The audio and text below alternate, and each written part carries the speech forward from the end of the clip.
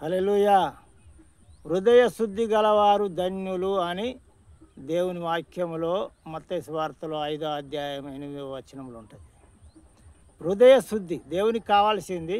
హృదయ శుద్ధి. పాపము, ఆలోచన, క్రియల్లో ప్రతి విషయంలో జాగ్రత్తగా మనం ఉండాలి. ఏ విషయంలో కూడా జారిపోకుండా ఉండాలి. ఒకవేళ మనసులో, ఆలోచనలో, చూపుల్లో కొంచెమన్నా జారిపోయినట్టయితే వెంటనే ప్రభువును వేడుకోవాలి. ప్రతిరోజు మోకరించి ప్రార్థన చేసినప్పుడు, ప్రభువా ఈ దినమంతా నేను ఎలా ఉన్నానో, ఎలా జారిపోయినో మాటల్లో, చూపుల్లో, ఆలోచనలో నన్ను క్షమించు ప్రభువా అని ఖచ్చితంగా మనం ప్రతిరోజు ప్రార్థన చేసుకొని పరిశీలన చేసుకుంటూ ప్రార్థన చేసుకోవాలి. ప్రార్థన చేసుకోవాలి. నేను ఎలాగున్నా, ఏ ప్రకారంగా ఉన్నా నన్ను క్షమించు ప్రభువా, నన్ను క్షమించు ప్రభువా. ఎప్పుడు క్షమాపణ గుణం అడగాల.